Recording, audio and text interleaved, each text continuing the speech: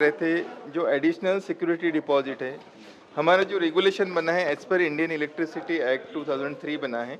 इसके तहत हर कस्टमर्स को 2 महीने के बराबर का जो उसका कंजम्पशन है उसको सिक्योरिटी डिपॉजिट मेंटेन करना अनिवार्य है।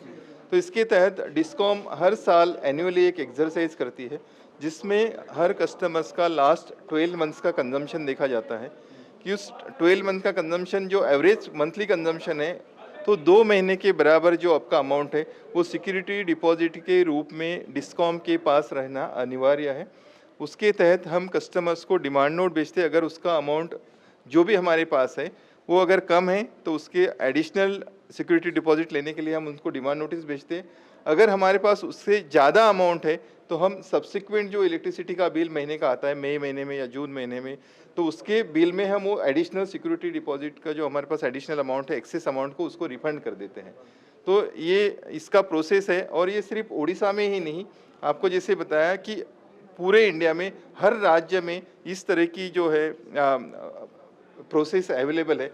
अभी आपने देखा गुजरात, महाराष्ट्र, मध्य प्रदेश, इवन ओडिशा, कर्नाटका, आंध्र प्रदेश, हर स्टेट में 2 महीने का सिक्योरिटी डिपॉजिट आपको मेंटेन करना ही होता है। नहीं, ये नया नहीं है, ये सालों से यही प्रावधान है। पिछले मतलब आप देखो जब से हमारा यहाँ पर रेगुलेशंस बने हैं 1998 से, तब से ये प्रावधान बना है और हर स्टेट में बना है। वहाँ पर 2 महीने का सिक्योरिटी डिपॉजिट देना ही पड़ता है क्योंकि हम कस्टमर्स को जो बिजली देते हैं 2 महीने के क्रेडिट पे देते हैं, करीब करीब 2 महीने का क्रेडिट होता है। नहीं, अभी देखिए बवाल क्यों है, इसीलिए तो आप लोगों को यहाँ बुलाया है ताकि हम कस्टमर्स को ये चीज़ अवगत करा सके कि ये कोई नई चीज़ नहीं है।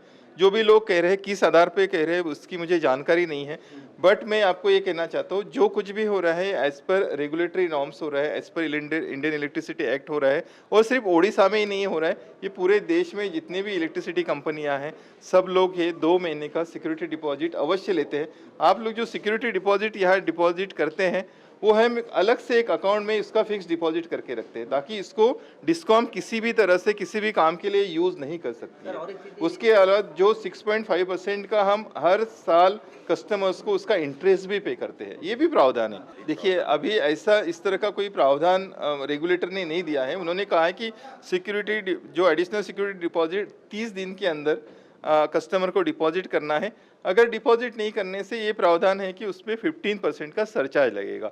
सो it is up to customers कि वो 30 दिन में पे करना चाहते हैं या सरचार्ज के साथ पे करना चाहते हैं। तो कस्टमर्स के पास फंड अवेलेबिलिटी है, उसकी विलिंगनेस पे। स्मार्ट मीटर्स के लिए आपको जैसे बताया कि स्मार्ट मीटर हम यहाँ पर जो स्मार्ट मीटर यूज़ कर रहे हैं, यहाँ पर जैसे पूरे देश में ही स्मार्ट मीटर अभी यूज़ हो रहा है, जैसे मिनिस्ट्री ऑफ पावर विद्युत मंत्रालय की तरफ से जो डायरेक्शंस है, इसमें स्मार्ट मीटर लगाने से कस्टमर्स को सुविधा ही है। एक तरह से जैसे मीटर रीडर हर महीने उनके यहाँ मीटर रीडिंग के लिए जाता है, उसको जाने की ज़रूरत नहीं पड़ेगी क्योंकि वो कनेक्टेड है, ऑनलाइन है।